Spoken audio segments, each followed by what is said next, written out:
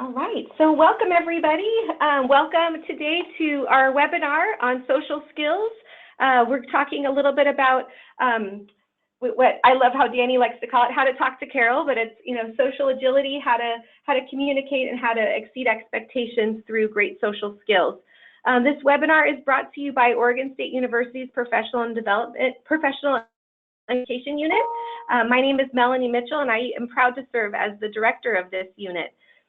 Today's session is going to be recorded. Oops, there's Danny and I, Upgrade Your Social Skills. Today's session is going to be recorded and available. There we go. Sorry, my mouse is not behaving. Recorded and available in the next 24 hours. So we want to encourage you to listen to that presentation, share that presentation via email. Also respond back to us with further questions that were not able to be addressed during the webinar today, but we've really carved out a lot of time to engage socially with you online today, and we're excited to hear from you and get your questions answered. So let me tell you a little bit about Oregon State PACE. So we engage in community with our community through education opportunities. We like to say we're in the solutions business. Education solutions. We provide personal enrichment and professional development opportunities that are of quality, convenience, affordability, and flexibility. So our content serves as a gateway to higher education, allowing adults to continue and guide their own learning. So we have a lot of classes that are self-paced. We have a lot of classes that are instructor-led. We do courses in company, and so whether it's on-site or online, you can be guided through a facilitator, a coach like Danny Powers we're talking with today, or also through interactive, I would say gamified content. We do offer hundreds of courses, over 200 to date, over 60 certificate programs that are open to the public, so register at any time, and we feel that these programs are of high quality, hold that Oregon State standard, and they address educational, professional, and also economic development goals for you and your organization. Yes, many of our audience and our student population is corporate driven, so a lot of companies send their employees or ask for those courses to come on site. And we find that partnerships provide amazing opportunities to further and advance careers, continuing education, and foster professional development to benefit communities of all sizes across Oregon. And partnerships also help us bring the best of Oregon State University to people of all ages and industries across Oregon. And partnering with Danny Powers to do just that is what we're here to talk about today. So I want to introduce you to Danny Powers, our instructor, who's going to talk a little bit about upgrading your social skills. We're going to talk about his upcoming course we like to call How to Talk to Carol, which is workplace social skills, agility. Also, program benefits about the course and other programs that are tangible connections here at Oregon State. We'll have some time for your questions and then our content. So here's Danny. Danny, we'll talk a little bit about your career, but you're a project manager at UC Irvine Extension, the Division of Continuing Education, overseeing, similar to our work, all of the catalog of instructors and courses, and then you also teach in the program that you manage, which is wonderful. You teach and deliver engaging, well-designed, gamified courses similar to our level for education and business programs, and communicating in diverse and changing workplaces has been your niche. Do you want to talk a little bit about your background and how you've worked in higher ed for the last 15 years? All of that is correct, and thank you so much for having me, Melanie. I really appreciate working with you and working for OSU PACE. So yes, I've worked in higher education for going on, well, 17 years now. It's going to be 20 years before I know it, with the University of Maryland and Central Texas College, and most recently with the University of California, Irvine, here in also very sunny and nice Irvine, California, here in Orange County. So I work as a program manager here and oversee a lot of certificate programs, a lot of the same things that PACE does.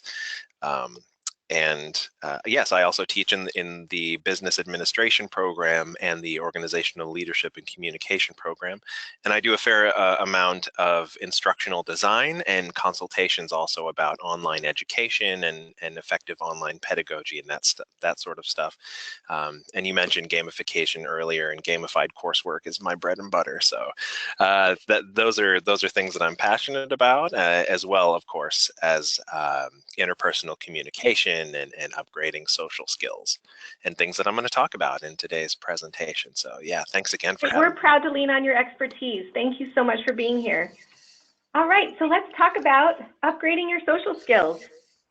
Well, thank you so much. Yeah, again, my name is Daniel Powers, and of course my contact information will be later on in the presentation, but I'm very happy to be speaking to all of you today from Irvine, and all of you across the country, I imagine, but mainly in Oregon possibly. But this is going to be upgrading your social skills, actually a portion of upgrading your social skills using neuroscience in the office. So I bet when you logged in today, you didn't know that you'd be talking about brain-based education. Let me grab this. Uh-oh. 1 second. Yeah, no problem. You want me to advance the slides for you? Actually, can you see my screen right now? Great. Okay. Yeah, all right. I can. That's wonderful. So a lot of what I'm going to be talking about today, I can thank this guy for. His name is David Rock. He's the director of NeuroLeadership Institute, so I want to give attribution where it's due.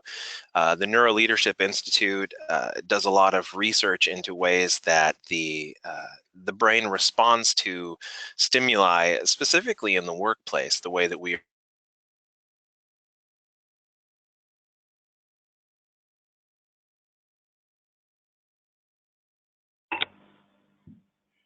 Oh, Danny?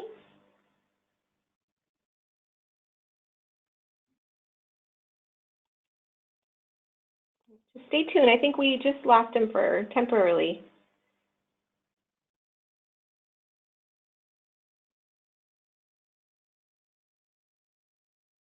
about is based on his research and the research of that Danny? institute.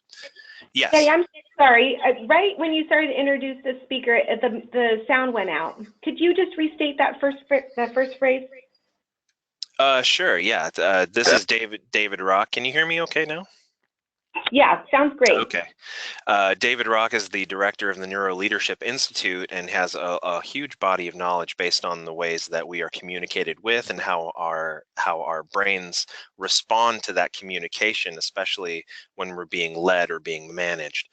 So a lot of what I'm going to talk about today is based on his research. And I also have to give attribution to these two ladies, Dr. Jennifer McCusker and Dr. Lindsay Desai, who introduced me to this concept. They were both at the Oakley corporate headquarters and have both since moved on to amazing work at Blizzard Entertainment. And Dr. Desai is now an expert in organizational design. As this says on the slide, they're the real heroes of the story because they are the ones who actually explained this concept to me and blew my mind with it. So or actually moving on, we're going to talk about neuroleadership today. And again, neuroleadership is brain-based communication. It's the instinctual reasons that people react certain ways based on how they are approached or tasks that they are given or how they are given those tasks. So basically the way that they interact socially with people, how that affects their brain and how that affects their needs and their instinctual requirements for safety. And we're going to get into some brain science.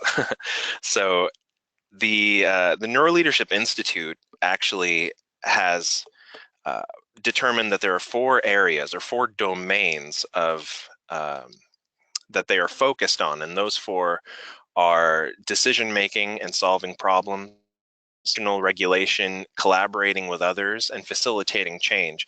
And all of these have in the recent past been relegated to sort of soft skills areas of management and leadership.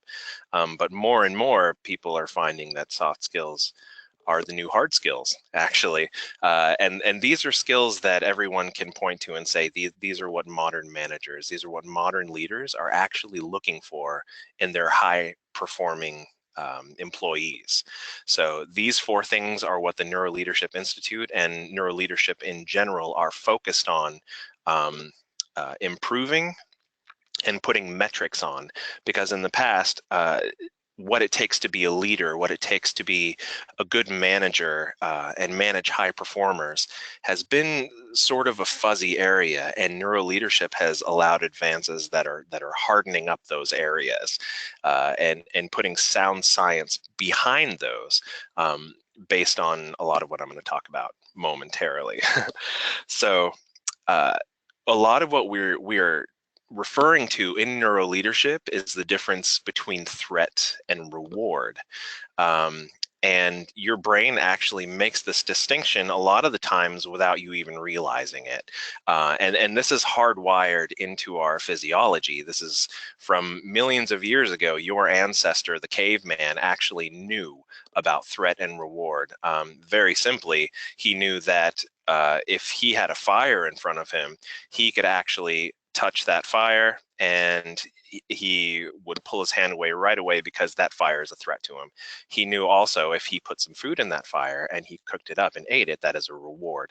And so these things sound very simplistic when they're being explained, but the brain actually goes through a lot of different physiological changes to make these connections for him.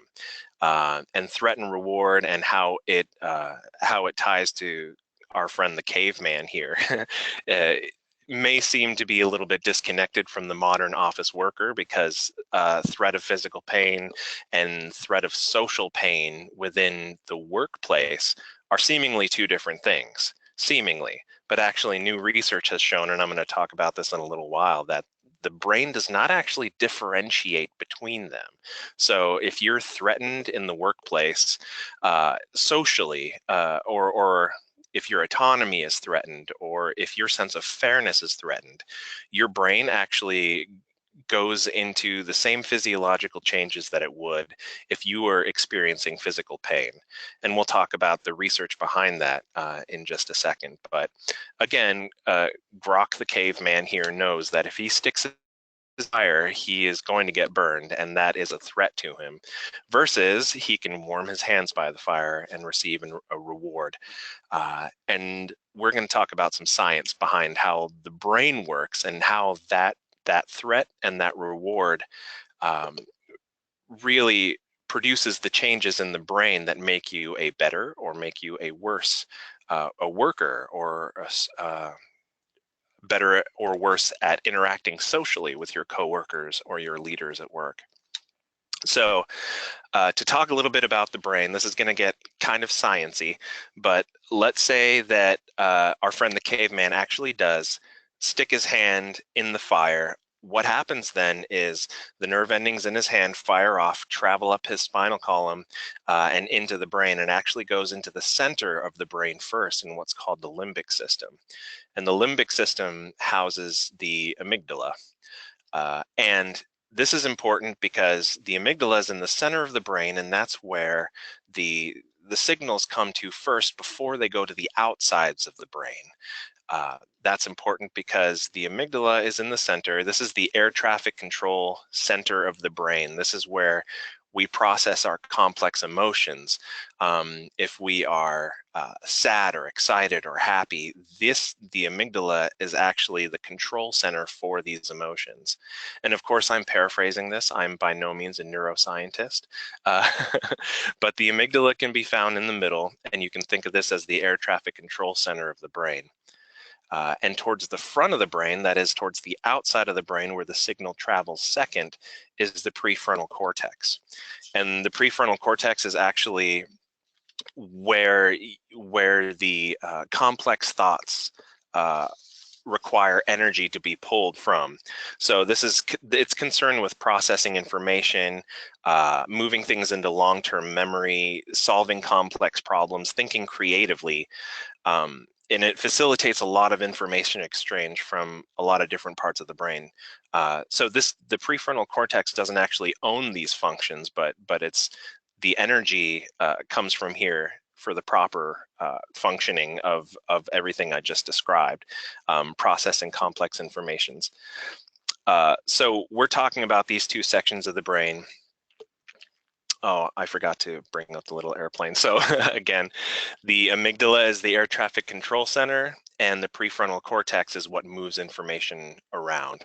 So we're talking about these two sections of the brain because information first travels to the amygdala, and then it travels to the prefrontal cortex, where you do all your best work, your creative thinking, your problem solving. How if your amygdala fires off, it's going to actually hijack all the energy that's needed in the prefrontal cortex and suck a lot of that energy. So it actually has an inverse working relationship. So any information that comes first to the amygdala and then is going to be rerouted to the prefrontal cortex is going to be hijacked, is going to really slow the processes down. So if anything happens to you that you're in threat, if anything happens where you're feeling pain, your prefrontal cortex is going to be, or rather the functioning of your prefrontal cortex is going to shrink.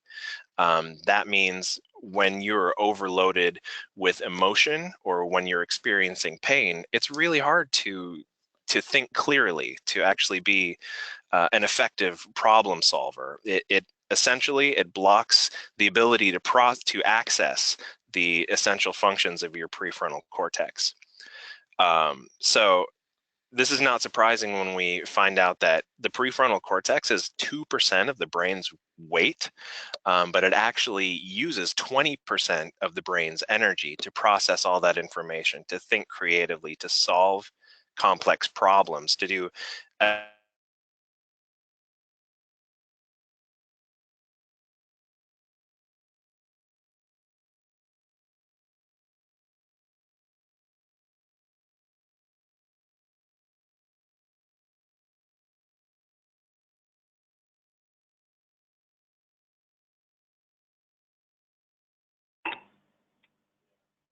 Hey, Danny.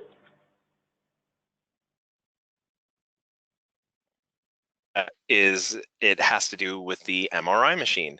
So this dinosaur here is an old school MRI machine. MRI is a magnetic resonance imager. What it basically does is takes pictures of the brain. So it used to be that you strap someone to this board and roll them in there, and it takes a single picture of the brain. This guy was recently upgraded to the fMRI machine, which is the functional MRI. And this can actually take multiple pictures of the brain, essentially a video of brain activity when someone's in the machine, and they can be fed stimuli, and researchers can watch exactly what portions of the brain are doing what during that stimuli. So this has opened up the door to innumerable applications and all sorts of incredible research on how the brain processes and reacts to stimuli. And one of these is a really cool study by Eisenberger, who's at UCLA, and we'll talk about what she did and how that ties back to communication. This is an fMRI study on social exclusion, paraphrased, of course. So imagine this is Emily. And Emily is a volunteer in this study, and she is put into an fMRI machine in a room by herself, and probably given $10 to do this. So she is given, she's put into an fMRI machine, and she's going to play a video game. And basically, she is given a little digital ball, and she has an avatar and a little hand that she understands as her own hand, and she's taking this little digital ball and she's passing it to another participant who's in a different room, also hooked up to an fMRI machine. And that person is, once again, passing that ball to another participant in another fMRI machine in a different room. So all of these things are going on. They're passing the ball in the triad, so in a triangle pattern. And while this is happening, the researchers are actually looking into Emily's brain and seeing what parts of the brain are being affected by this stimuli, by this game that they're playing. So while this is going on, everything's going smoothly. Emily's having a great time, and suddenly the game changes. So the other participants in the game start passing the ball back and forth to each other, and Emily is being excluded. So how do you think this makes Emily feel? She feels rejected. She feels excluded from the game. She feels left out. She's irritated that they're not passing her the ball. She's confused as to what's going on. So as the researchers are monitoring the signals that are going on in Emily's brain, within that fMRI machine, there's her little sad face for Emily. They see that Emily's amygdala is firing off. That is, the signals are going to the amygdala and not being passed on to the prefrontal cortex should she have some complex problem solving to be done.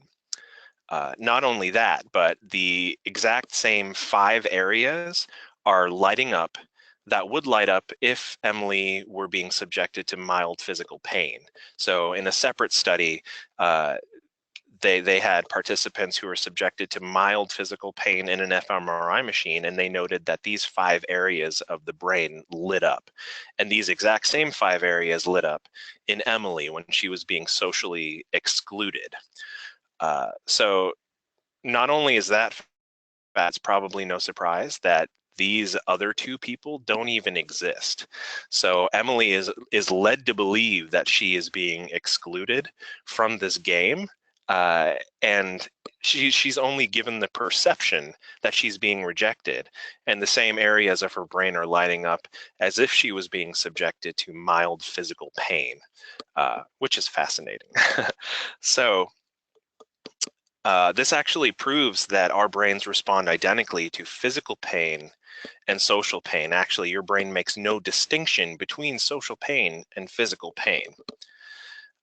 So you may have seen this triangle before. This is Maslow's hierarchy of needs. This was published in the early 1940s. And this, at the time, explained how the needs of humans are structured. Basically, we need food and water and shelter at the bottom of the pyramid before we can concern ourselves with things that are higher up on the pyramid. But the fact that the brain makes no distinction between physical pain and social pain, you can find that up higher on the pyramid in esteem. And we, of course, physical pain is something that can be lower on the pyramid and considered safety, or sometimes even a physiological need. You have to be safe before you can concern yourself with friendship.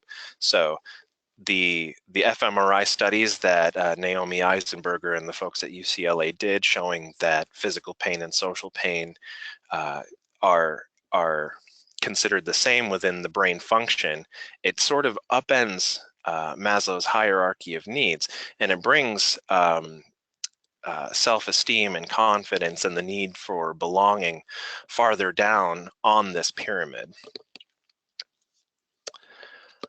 So moving on, how can our instinctual biological needs be structured then, if we're not talking about Maslow anymore, based on all this newfound knowledge? Well, back to our caveman friend, it can be structured from threat on one side to reward on the other side. So threat is something that you, of course, want to move away from. You want to minimize as much as possible. And reward on the other side is something that you want to increase for yourself. You want to move towards this. So again, with the amygdala and the prefrontal cortex, the way that those work, if you are in a reward state, that is, if you are calm and positive and largely free of worry, you are actually better problem solver. You have more insights, you have more ideas, you can think more clearly. Generally, again, everything that we as modern workplace employees are expected to maintain on a daily and hourly basis, actually. If you are in a reward state, that is, you are calm and your amygdala is allowing the energy to be used by your prefrontal cortex, generally you are a better worker. And that's really no surprise. So if you get some really bad news at work, obviously you're going to be distracted. It's because your amygdala is sucking all the energy from your prefrontal cortex. And those who are in a threat state, well, you guessed it, they're substantially less creative. They're worse at solving problems. They're impaired at accessing memory, accessing data. They're basically far less effective in doing the cognitive tasks that you have to do day to day. And the worst part about this is that humans are really, really bad at quantifying a threat. So that is, if my cat is scratching downstairs in the middle of the night, generally my first thought, well, I usually know that it's my cat, but in general, I might think there's an intruder downstairs, or there's someone going to break in, or there's a serial killer downstairs. He's at my window. He's trying to break into my house. So again, humans are really bad at quantifying a realistic threat. And not only identifying what that threat is, but what the outcome of that threat is going to be. So if we can't immediately determine or ascertain the full impact of a threat, we tend to think that it's way worse than it actually is. And this is also going back to Grok the caveman. Biologically, we are actually hardwired to prepare ourselves for the worst. So when we don't have all the information, that is, if I forget that I have a cat, for instance, and I don't have that information readily accessible when I wake up in the middle of the night, I'm going to think that something way worse is downstairs. And this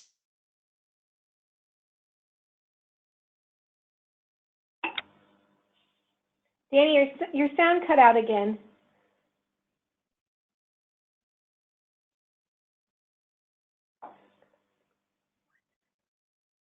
Stay tuned. Any questions here, go ahead and queue them up now, making sure we have an opportunity to hear you and get your questions answered. This is great, rich content. Start. People gather around the Danny, water I'm so cooler. Sorry. You left off at hardwired and your sound cut out. I'm so sorry. Oh, no problem. Can you hear me now? Yep, you can hear you great. Oh, okay. So I apologize if I repeat any of this. So humans are hardwired to prepare for the worst. And that goes back to the biological bases of caveman days. They know that they want to minimize the threat. So this is all a byproduct of not having all the information.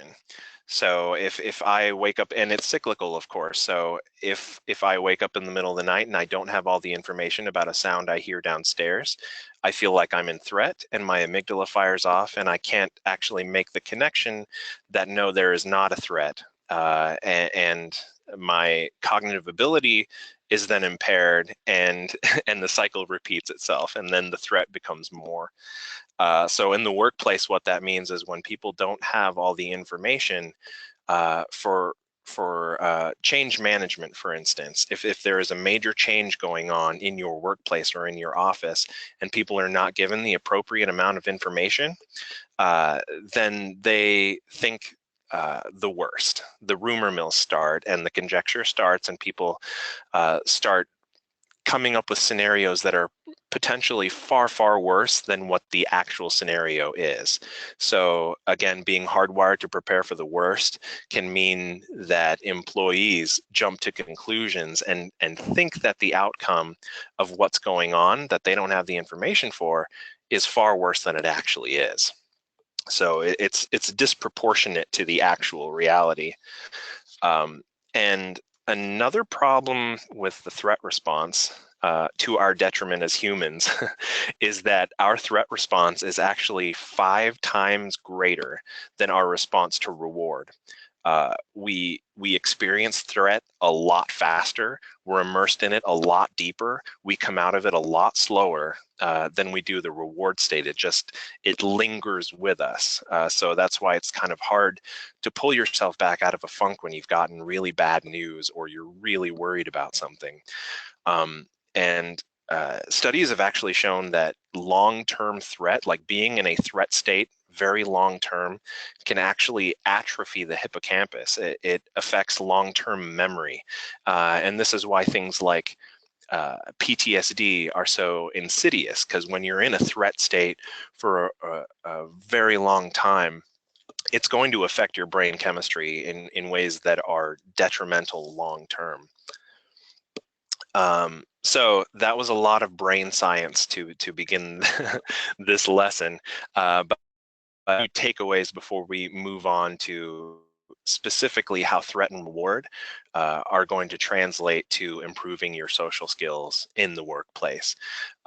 So the first being that in threat, your amygdala hijacks your prefrontal cortex. So when you are in a threat state, it's almost the same as you being in pain, sticking your hand in a fire. And clear thought is extremely difficult when you're in a threat state, just because of the nature of your amygdala getting that information first and then passing it on to your prefrontal cortex. And this is due to your brain not differentiating between physical and social pain. The same physiological functions happen in both. And lastly, we are always instinctually, biologically, physiologically driven to minimize threat and maximize reward. And speaking of maximizing reward and minimizing threat, there are 5 areas that the NeuroLeadership Institute has found that we need to maximize within our social space, within our social working space, that can minimize our threat response and that can maximize our reward response. And they make up the acronym SCARF. The first one is status and certainty, autonomy, relatedness, and fairness. So each one of these things is what makes our reward center, is what makes us calm in the workplace if they are present. If any one of these things are threatened, and they are to different degrees for different people, of course, we'll talk about that in a second. So if any of these are threatened, we are going to be in threat state and we are going to be less productive as workers, and we're going to be worse at solving complex problems and coming up with creative and innovative ideas, etc. So I'll talk briefly about what each one of these mean. Status is basically our perception of ourselves in relation to others. It's our relative importance that we see ourselves. It's our self-concept. It's our position in the office, how junior or senior we are. If we drive kind of a beat up car and someone pulls up next to us with a really nice SUV, that can affect our status. Even how nice our house is on the block. There's actually a really interesting study that ties status to how long you live. So if you have a great big house on a block full of smaller houses, studies have shown that you will actually live years longer with that house. But if you pick up that house and just yank up that house from the ground and drop it onto a street with much bigger houses, and now your house is the smallest house on the block, studies have shown that you will actually lose years of life expectancy only because of that, which is kind of bonkers. So status is the first one within the SCARF acronym. The second one is certainty. Certainty has to do with knowing what's to come. So humans generally don't wake up in the morning excited to not know what's going to happen. There are some people in certain professions where that can be an exciting drive for them, like EMT workers or pirates, I imagine. But in general, we don't crave ambiguity. Rather, our brains like it when we know what to expect, what's coming down to meet us, what tasks we have to do, what's next in the project, the big project that we're working on. Knowing what our schedule looks like. It even means the certainty of knowing that our job is stable is extremely important to us. So that's certainty. Autonomy is the sense that you have a choice in something, even the perception of a choice. It means being able to make decisions that influence your environment. So autonomy is actually three things: choice, control, and options, and they have to actually be real options to you. A threat to autonomy can actually be micromanagement. That would be the opposite. Being constantly checked up on or being told what to do, feeling like someone's always looking over your shoulder can be a threat to your autonomy. And relatedness is our relationship to others, whether it's basically friend or foe. This could mean how well you collaborate in a work environment, being invited to lunch with a group of coworkers. Alternately, if you're excluded from a lunch invite from your coworkers, this could actually threaten this. It threatens your relatedness. And finally, fairness is the idea of equal treatment. Or transparency, the idea that you are being treated fairly relative to those around you, to your coworkers. It's one of those concepts where you know it when you feel it or you see it. But for example, if a high-performing worker has to make up the work that is not being done by a low-performing worker, that is a threat to the sense of fairness in the office. So what do all these things mean for communication? Well, I'm going to give a brief example. So imagine Kyle here. Let's call him Kyle.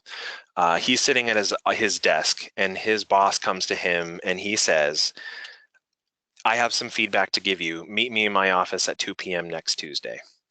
This seems like a completely innocuous sentence, something that you might hear in your office.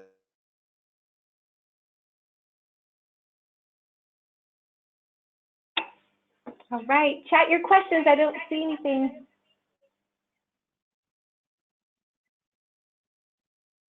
Test.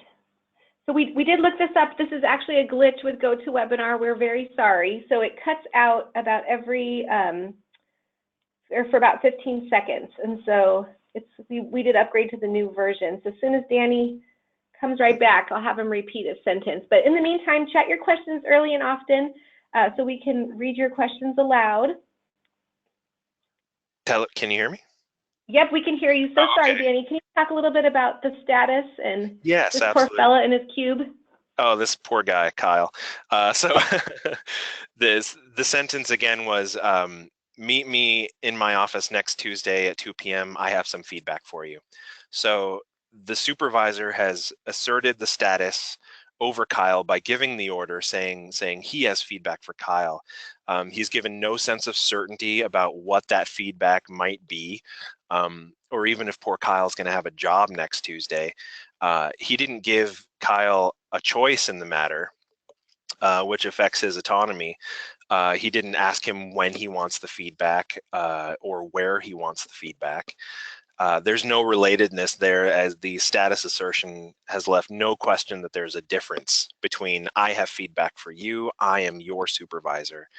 And it's definitely not fair to keep Kyle waiting until next Tuesday at 2 p.m. to hear about whatever this feedback might be. So you can see how this seemingly simple or innocuous directive, I have some feedback for you next Tuesday at 2, is actually really socially threatening. So according to Kyle here, he's actually in a threat state, in a huge state of threat, and not going to get very much productive work done between now and whenever that feedback is. So this is an example of why it's it's really important to be cognizant of the way that leaders and managers are approaching others, the way that they're trying to influence or persuade them, or even just give tasks, simple tasks too. So each one of these things, the status, certainty, oh, I meant to switch to when Kyle is in a threat state, he's going to be all of these things again: less creative, worse at solving problems, and he's generally going to be a less effective, a less productive worker than he would if this directive was given in a better way, in a way that is more in tune with the elements of SCARF. So his supervisor might have instead said, next Tuesday at 2 p.m. If you have the time, we can meet in one of these rooms. I have some feedback for you on this project. You know, nothing really major. I just have a couple tweaks. If that works out for you, you know, you can set it up on your schedule. Something very simple like that will immediately lessen the threat. It will minimize the threat response for poor Kyle, and he can get on with his workday, which was, you know, yeah, I can only assume he was having a very productive day at work before he got this terrible news. So each one of these things, status, certainty, autonomy, relatedness, and fairness, are all important. They're not all equally important to different people, though. So it's important to realize that for some people, status is the main thing. I know a few people in the workplace who, if it's just the two of you, it's very cordial. They might even drop some swear words into conversation when it's just you two. But the minute they get around someone who has a higher status than them, or someone that they are that they want to impress in the workplace, or impress their status upon in the workplace, they are very, very businesslike. And that can let you know that this person has status in mind as their primary reward. That does not mean that status is the preference to the detriment of everything else. So it comes in degrees. And there's actually a self-assessment that you can take, and I believe it's at the NeuroLeadership Institute website. It's a SCARF self-assessment, or if you Google SCARF self-assessment, I'm sure you'll find it. And it can tell you the percentages of where you fall in the importance or in the preference of each one of these elements, and how that relates to the way that you like to be communicated with. The way that you like tasks delegated to you. And it's really very fascinating. And it's not only the ways that we like to receive tasks or receive information. It's equally important for leaders and managers as well. And here's an example of that. This guy is Jeremy. And Jeremy is in tune with SCARF. He's taken the SCARF self-assessment, and to him, the most important element of SCARF is autonomy. So he likes to be given tasks, and he likes to handle those tasks on his own. He doesn't like much oversight. He wants to get his work done. If something's needed, or if something changes, his supervisor can come to him and give him those changes. But otherwise, he prefers to be kind of in his own little bubble and just do his work on his own. And Jeremy here oversees some 5 employees. And so he gives his 5 employees a SCARF assessment, and he finds out that all of his employees, almost to a person, prefer certainty as their main SCARF element. And this is a problem because it's human nature that Jeremy, because he prefers autonomy, the way that he's going to lead is by emphasizing autonomy. He is going to assume that since he prefers autonomy in the way that he has delegated tasks, that his employees are going to operate the same way, and that's simply not true. So Jeremy, in preferring autonomy, was probably being distant in his leadership. He was probably giving little feedback where much more feedback was needed. So all the while, all of his employees, all of his direct reports needed more concrete direction. They needed more feedback. They needed basically more certainty in the way that they were performing and in the tasks that were to be performed. So if he were to adjust his management style accordingly, the social threat that is being uncertain among his task would diminish. And communication would improve, productivity would absolutely improve, and basically they would just be a more well-rounded and more productive staff. So that's an example of how managers can relate to their direct reports better using this SCARF model. So again, something to keep in mind is that each one of these cravings for reward does not take precedent to the elimination of others. And actually, in infusing our communication in a way that maximizes the rewards of others. So for Jeremy, if he wanted to maximize certainty, he could give more direction or more feedback than he would otherwise think was necessary, and that would actually trigger more reward in his staff, and it'll generate more positive working results.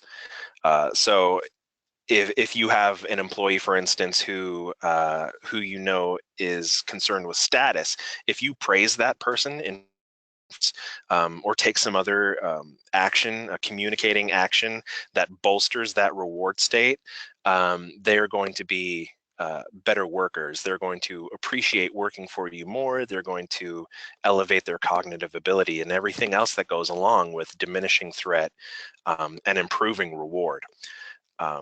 And another thing that actually does, the reward state actually releases a neurotransmitter called, where was I? Called dopamine. There he is, the little happy dopamine guy. This actually reduces depression, reduces anxiety. It promotes clear thought and increases positivity. And in contrast, when you're in a threat state, that releases cortisol. And cortisol has gotten a lot of press lately, a lot of bad press, and it deserves it. It's actually the stress hormone. It has a lot of negative effects on the way that your body functions. It actually can lead to weight gain. It affects your metabolism. It actually affects your bone formation. So when you're in a threat state, and I spoke a little bit earlier about an elongated threat state, the release of cortisol has a lot of negative impacts on your physiology.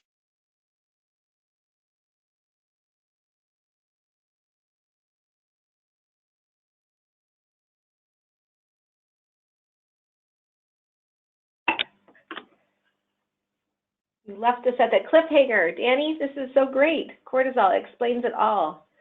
So good. So I haven't seen any questions come in. We are excited to hear from you, see what questions you have. I've just learned so much in this 40 minutes. This has been excellent.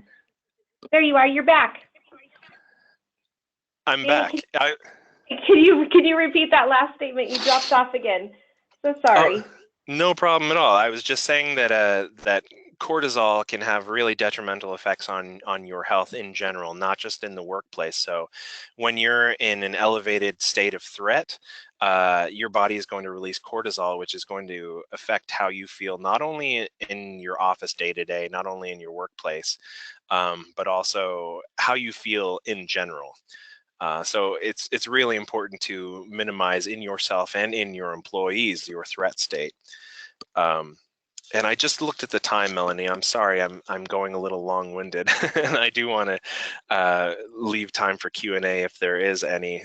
So let me go ahead and jump ahead, or plow through these. I just wanted to say that studies have also shown that the higher someone is on the corporate ladder, the higher you are in seniority, the less you are going of your social impact on the rest of your employees, which is really dangerous.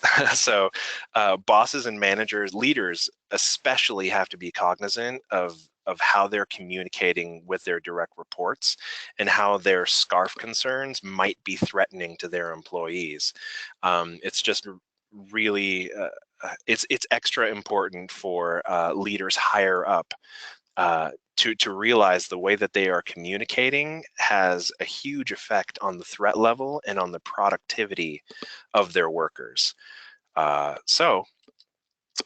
If you want to be the world's best boss, go ahead and concern yourself with the SCARF elements and the way that you're communicating with people so that you are minimizing threat and maximizing reward whenever possible, because your direct reports, your employees, and of course your organization are just going to be that much more productive in day-to-day operations. So that is the SCARF model, and that is why your amygdala hijacks your prefrontal cortex, and that's why threat state and reward state are how our brains actually gauge the way that we are being communicated to.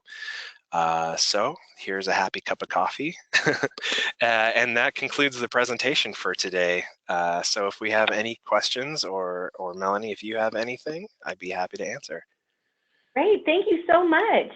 Could you pass back the controls for just a moment? I'm going to make sure I can see that. Oh, yeah. And you might see some questions. Are you seeing any questions in the questions box yet? Let me open up. There's a couple of questions that have come through. So, oh, I just found it. Okay, here we go. Your Brain is at Work is a book that I was telling you about. That sounds like a comment. And Greg, if you did tell me about that book, then you'd absolutely get props for that. It's a great book, and I highly recommend it. It goes into a lot of the science that I mentioned in this, and David Rock has, like I said, done a phenomenal body of work on NeuroLeadership and the way that we are physiologically reacting to things that happen to us at work. So yeah, I highly recommend Your Brain at Work by David Rock. Yeah, so there's been a lot of comments. Everyone's been very engaged, Danny. Thank you so much. Many people want the recording. We will send it out. We'll kind of break through some of the technical issues we were having. So thank you so much for hanging in there. So Greg has another question. What's Danny's single best tip or hack to be more persuasive or charismatic at work? With, I guess, knowing your SCARF, understanding kind of how would you take your SCARF style and then be able to be more persuasive or utilize that at work? Well, yeah, it's one thing to know. You can kind of gauge someone's SCARF style. So I mentioned knowing this person at work whose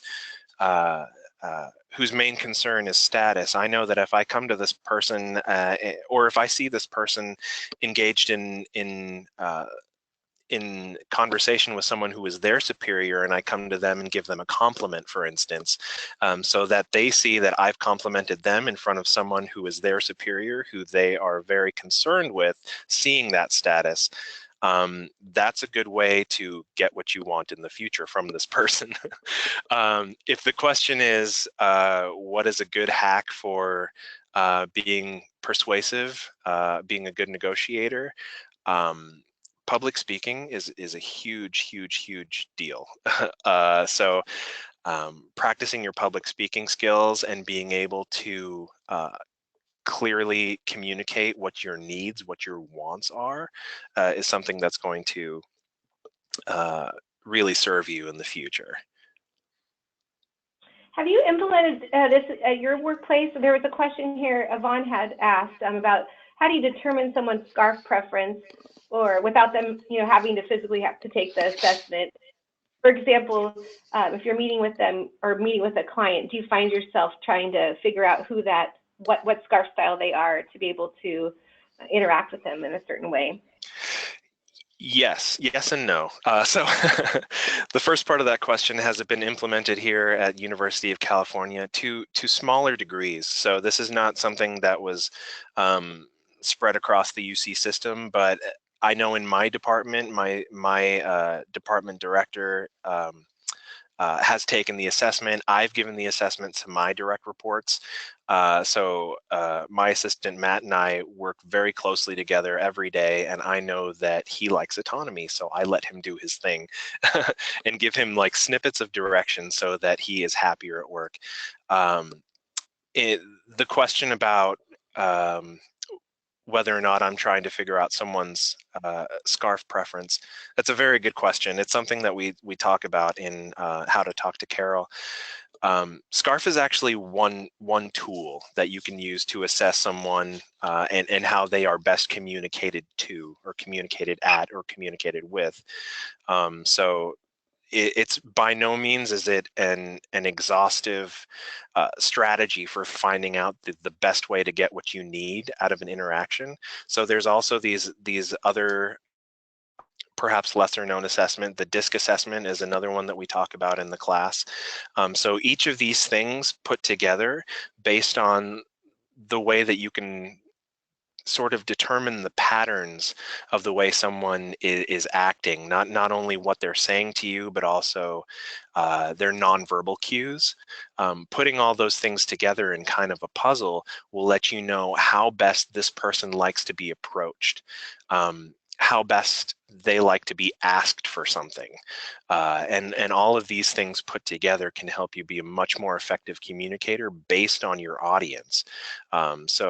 So something to keep in mind with SCARF and with any of these assessments or any of these strategies is that you're always retooling for your audience, not only your message, but your approach with that message. I hope that helps. That was excellent. I think that answered about 3 other questions that were coming in. Okay. Great. A bit about your course. You brought up How to Talk to Carol, Workplace Social Skills. So this class is being offered beginning this June. It's running June to July 31st.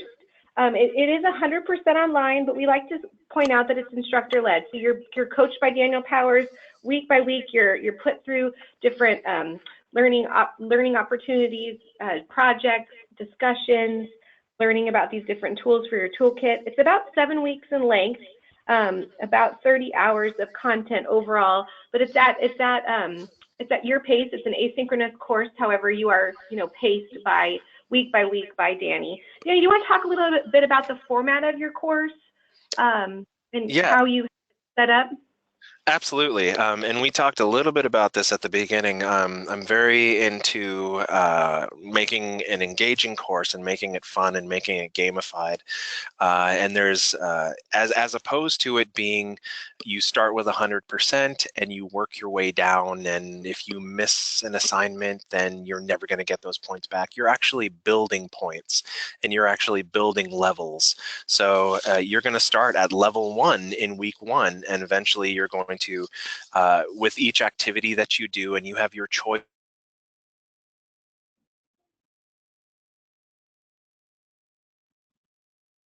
So while we lost Danny for just a second, I'm going to tell you a little bit about who's in that course. So really where the target audience for the program is really anybody interested in improving communication, strengthening their leadership, trying to figure out how to deal maybe with difficult people or just difficult situations, tactfully, communicating effectively, really truly understanding that brain-based communication. Danny, we lost you for just another second there, so I wanted to point out you were talking about, I just jumped into who's attending the program, and so kind of understanding social defense. Anybody that's interested in a leader, a manager, aspiring leader, we, at Continuing Ed, just like you, we have kind of people that are looking to continue their ed, tool up in their toolkit. So they're maybe looking for a career change or just being able to advance in their current career. So that's what I wanted to kind of lead with. But you were talking about the framework of your course and what you'll learn and kind of the gaming mechanisms, how you start at level 1 on week 1 and then what happens into week 2. Right, and every time you reach a new level, you're going to unlock more activities, optional activities to do, and it's going to be very self-reflective. So you're actually going to take these strategies like SCARF, you're going to apply it to your current workplace and discuss that with classmates, and it's very interactive and very engaging, and I hope you'll consider attending. Yes, Great. So what you're going to learn, again, learning how to communicate across teams, across levels, across generations. It's all really included in this course, you know, helping to define the roles, understanding different verbal and nonverbal cues. So these are really our overall objectives for the course. And then really defining and unlocking that emotional intelligence and understanding your strengths and your weaknesses, and then how do you apply those properly in the workplace. Absolutely. And much, much more. much more. Great. So how do we get started? Classes begin in June. June 12th. They are filling up. You can register on our website. We have myself, Paula Matano, to help you, and we can even reach out to Danny if you have more questions regarding the course and really the format, the offering. The syllabus is up on the website, but we're here to talk with you about the program. We're here to figure out, you know, if this is a good fit for you. We're excited to also participate in the training. I know, Danny, we're signing up a lot of our staff and we've offered it to our entire division. So we're really excited about this upcoming course. And we do plan to offer this course more frequently. This is, again, the first offering of the course. So we want to make sure that we will have a routine schedule going forward. So be sure to check the websites for upcoming courses in the fall. So let's see what other questions we have here. We have a question, an interesting question about self-esteem and nurture as a kid. Can this affect your communication as an adult? That's a very good question. The short answer is yes. Obviously, nurture versus nature debate has gone on and will continue to go on for us. But the way, communication styles and communication patterns are molded from a very, very early age.